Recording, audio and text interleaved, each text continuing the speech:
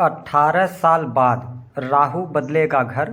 180 दिन महापरिवर्तन का समय। मकर राशि, ये बहुमूल्य चीज़ें आपसे दूर होंगी। जी हाँ, ओम नमः शिवाय। दोस्तों, आपका हमारे चैनल पर स्वागत है। देखिए, राहु देव 8 जुलाई 2024 को शनि के नक्षत्र उत्तरा भाद्रपद नक्षत्र में प्रवेश करेंगे। वर्तमान समय में राहु रेवती नक्षत्र में गोचर कर रहे हैं, लेकिन आने वाले समय में 8 जुलाई से लेकर दिसंबर 2024 तक राहु शनि के नक्षत्र में गोचर करेंगे और शनिदेव की स्थिति बहुत ही पावरफुल कंडीशन में शनिदेव भी गोचर कर रहे हैं, क्योंकि अपनी ये मूल त्रिकोण की राशि कुंभ राशि में गोचर कर रहे हैं। अगर देखा जाए तो ये वक्रीगत अवस्था में गोचर करेंगे और शनि जो हैं ये देव गुरु बृहस्पति के नक्षत्र में गोचर करेंगे और गुरु का राशि परिवर्तन हो चुका है। तो राहु के इस नक्षत्र परिवर्तन से यदि आप मकर लग्न या मकर राशि वाले हैं तो आपके जीवन में क्या क्या बदलाव आने वाले 180 दिनों में होने जा रहे हैं, कौन सी वह चीज़ें हैं जो निस्संदेह आपके जीवन में शुभता प्रदान करेंगी और कौन सी चीज़ें हैं जो आपसे दूर होने जा रही हैं। तो आप इस वीडियो को पूरा देखिएगा। यदि आपके पास अभी समय न हो तो आप वीडियो को स्किप कर दें, लेकिन जब भी इस वीडियो को देखिएगा एक एक शब्द पर ध्यान दीजिएगा, क्योंकि हम आपको राशिफल के साथ साथ इसमें रेमेडी भी बताएंगे कि आप अपने ग्रहों की एनर्जी को कैसे मैनेज करके और जीवन में लाभ प्राप्त कर सकते हैं। तो चलिए वीडियो की शुरुआत करते हैं। देखिए, यदि आप मकर लग्न या मकर राशि के हैं तो आपकी राशि से 3rd हाउस के अंदर राहु देव का गोचर हो रहा है। वही शनिदेव जो कि आपके राशि के स्वामी हैं, आपकी राशि से द्वितीय भाव में वक्री होकर ये गोचर करेंगे। देवगुरु बृहस्पति आपके 5म भाव में गोचर करेंगे। यदि हम बात करते हैं राहु देव की, तो इनका नक्षत्र परिवर्तन आपके जीवन में निस्संदेह परिवर्तन लेकर आने वाला है। विशेष तौर पर आपके साहस और पराक्रम में वृद्धि होगी। आप देख पाएंगे कि आपकी इच्छा शक्ति बढ़ेगी। लेकिन यहाँ पर 3rd हाउस में राहु के होने की वजह से आप जिस भी कार्य को कर रहे हैं, चाहे आप बिजनेस कर रहे हो, नौकरी कर रहे हैं, उसमें आप भ्रमित होने से बचें। ठीक है, अगर आप अपने आप पर डाउट करेंगे तो कहीं ना कहीं से आप प्रॉब्लम में फंसेंगे। हालांकि 3rd हाउस में राहु के गोचर को बहुत अच्छा बताया गया है और शनिदेव आपके 2nd हाउस में गोचर कर रहे हैं, जो कि आपके प्रथम और दूसरे के स्वामी हैं। ऐसी स्थिति में आप अपने पुरुषार्थ से, अपनी मेहनत से अपने जीवन में धन की स्थितियों को भी बेहतर करने में सफल होंगे। हालांकि राहु देव के 3rd हाउस में गोचर करने की वजह से यहाँ पर छोटी मोटी समस्याएं भी आपको देखने को मिलेंगी। स्पेशली आप छोटे मोटे लड़ाई झगड़े में पड़ सकते हैं। तो यहाँ पे आपको ये ध्यान रखना है कि आप माफ़ करने की आदत डालें। अगर किसी भी व्यक्ति से आपको दिक्कत है, किसी भी पर्सन से दिक्कत है, तो आप उस व्यक्ति से दुश्मनी ना पालें। अन्यथा राहु शनि के नक्षत्र में है और शनि आपके वाणी भाव में बैठे हुए हैं, तो इसका कहीं ना कहीं से दुष्प्रभाव आपके परिवार और आपके धन पर पड़ने जा रहा है। तो थोड़ा सा आप लोगों को माफ़ करने की आदत डालें और जुलाई से लेकर दिसंबर तक अपने कार्य के प्रति आप फोकस रखें।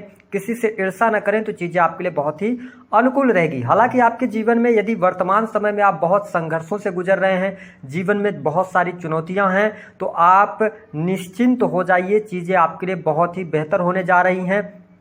शनि की 7.5 का अंतिम चरण भी आपके जीवन में चल रहा है। ऐसी स्थिति में आप देखेंगे कि जो मकर लग्न और मकर राशि के जातक हैं, आपके लिए प्रेम संबंध के मामलों में अनुकूलता देखने को मिलेगी।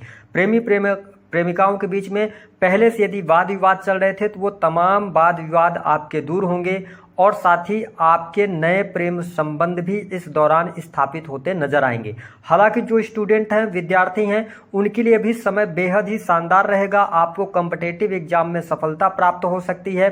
इसके साथ में आप कला से जुड़े हुए हैं या किसी भी प्रकार के स्पोर्ट्स के क्षेत्र से जुड़े हुए हैं तो आपके लिए समय लाभकारी रहेगा। आपके जीवन में चेंजेस आएंगे। साथ ही हायर एजुकेशन की तरफ यदि आप बढ़ना चाह रहे हैं, आप पढ़ाई के लिए विदेश जाना चाहते हैं, विदेश जाकर पढ़ाई करना चाहते हैं, तो आपके लिए समय अनुकूल है। जो मकर लग्न और मकर राशि वाले जातक पिछले समय में किसी कारणवश यदि आपकी पढ़ाई लिखाई छूट गई थी, तो अब आप पुनः एक बार प्रयास करेंगे पढ़ाई लिखाई के लिए। साथ ही आप देखेंगे कि धर्म अध्यात्म के प्रति आप में रुचि जागृत होने जा रही है, यानी कि मंदिरों में दर्शन के लिए आप जाएंगे, अकल्ट एस्ट्रोलॉजी से जुड़ने का आपको अवसर प्राप्त होगा। तो ये चीज़ें आपके लिए पॉजिटिव रहेंगी। साथ ही संतान का सुख प्राप्त होता हुआ नजर आ रहा है। मकर लग्न और मकर राशि वालों, संतान की स्थिति बेहतर होगी। संतान के कैरियर, संतान का स्वास्थ्य, संतान की पढ़ाई लिखाई बेहद ही शानदार रहने वाली है। जो मकर लग्न और मकर राशि के जातक फैमिली प्लानिंग करना चाहते हैं तो आपके लिए बहुत ही उपयुक्त समय रहेगा, आपको लाभ अवश्य प्राप्त होगा।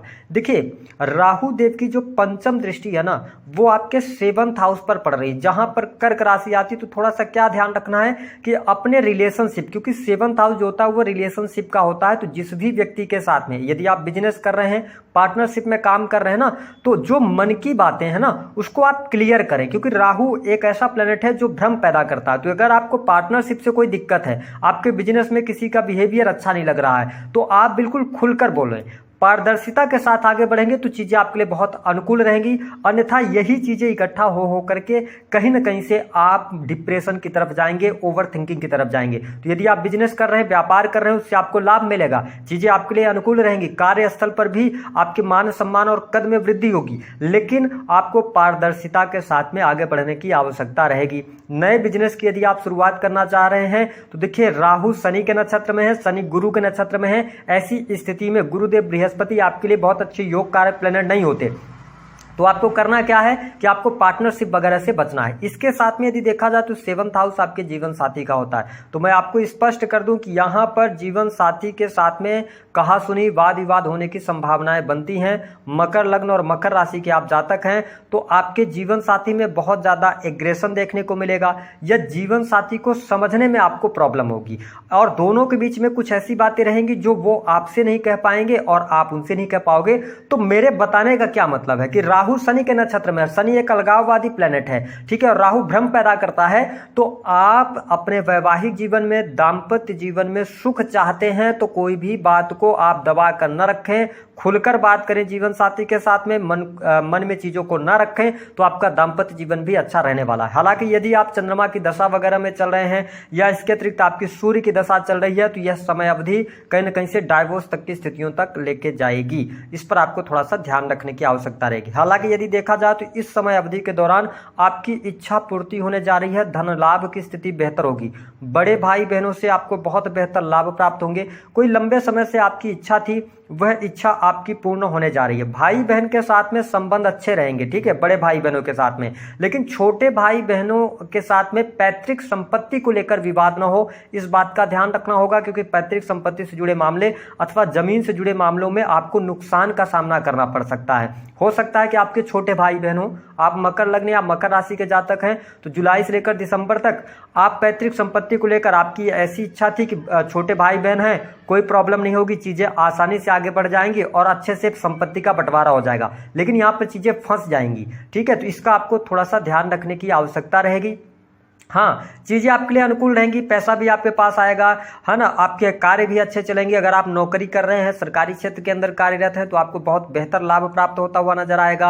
आपके वरिष्ठ अधिकारियों का पूर्ण रूप से इस दौरान सहयोग भी आपको मिलेगा। हालांकि पिता के साथ भी संबंध यहाँ पर अच्छे मुझे दिखाई दे रहे हैं, पिता के साथ में अच्छी बॉन्डिंग भी देखने को मिलेगी, लेकिन मन में एक, कहते हैं ना कि मन में एक विचार आएगा, एक अलगाववादी वाला जो सोच होती है, या अलग अलग साथ में रह रहे हैं लेकिन सोच अलग अलग है, इस तरीके की स्थितियां रहेंगी। तो मैं माता पिता के लिहाज से यह समय सामान्य देख रहा हूं, कोई बहुत ज्यादा नेगेटिव स्थितियां यहां पर दिखाई नहीं दे रही हैं। साथ ही जो मकर लग्न अथवा मकर राशि के जातक टूर एंड ट्रेवल से जुड़ा हुआ काम करते हैं, ट्रांसपोर्टिंग का काम कर रहे हैं, सेल्स, मीडिया, मार्केटिंग, कोई भी सोशल सर्कल से जुड़ा हुआ काम कर रहे हैं, या सोशल मीडिया के माध्यम से कोई भी कार्य यदि आपके विचार में है, मन में है, तो उसको करना शुरुआत कर देंगे, चीजें आपके लिए बेहतर होती नजर आएंगी। इसके साथ में मैं यहाँ पर यह भी देख रहा हूं कि जिन लोगों का काम एक शहर से दूसरे शहर के लिए होता है, उनके लिए जो समय रहेगा हर प्रकार की इच्छा पूर्ति करेगा, यानी कि ट्रेवलिंग से आपको लाभ होगा और शत्रु संबंधित समस्याएं भी समाप्त होंगी, शत्रुओं पर विजय भी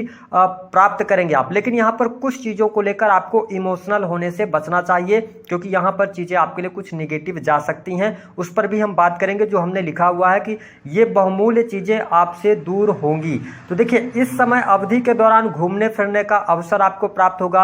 अगर आप बहुत ज्यादा स्वास्थ्य को लेकर चिंतित चल रहे थे तो स्वास्थ्य में भी सावधानियां रखनी होगी, लेकिन कुछ चीजों को, जो हमने कहा था ना चीजें दूर होंगी, उसको ध्यान रखिए। देखिए, 3rd हाउस के अंदर राहु का गोचर हो रहा है, आपकी विल पावर अच्छी है, लेकिन यहाँ पर लगन पर देवगुरु बृहस्पति की नीच की दृष्टि है। तो इस दौरान यदि आपने अपने स्वास्थ्य का ध्यान नहीं रखा तो आपको चोट चपेट दुर्घटना किसी न किसी प्रकार का इन्फेक्शन है ना, या मोटापा बढ़ जाना, सूजन आना, इन चीज़ों से आपका सामना होगा, जिसको लेकर इसका प्रभाव आपके करियर पर देखने को मिलेगा। तो आप अपने स्वास्थ्य के प्रति लापरवाही न बरतें, अन्यथा आपका धन भी आपसे दूर होगा और आपका काम भी आपसे दूर होगा। तो आपको सबसे ज़्यादा अगर मैं देखूं तो इस समय अवधि के दौरान अपने हेल्थ का ध्यान रखना होगा, खान पान को नियंत्रित करके चलने की आवश्यकता रहेगी। दूसरी स्थिति जो मैं देख रहा हूं कि शनि की नीच की दृष्टि आपके 4th हाउस पर है। तो मैंने एक चीज बोला कि आप ईर्ष्या का भाव किसी के लिए ना पालें, ठीक है। आप लोगों को माफ करने की आदत इस दौरान डाल दीजिए, क्योंकि आपका स्वभाव ऐसा हो जाएगा कि आप लोगों से ईर्ष्या का भाव रखेंगे। तो इन चीज़ों पे ध्यान रखना होगा। माता जी की हेल्थ यहाँ पर डैमेज होती नजर आ रही है, थोड़ी सी सुख सुविधाओं में कमी मुझे नजर आ रही है।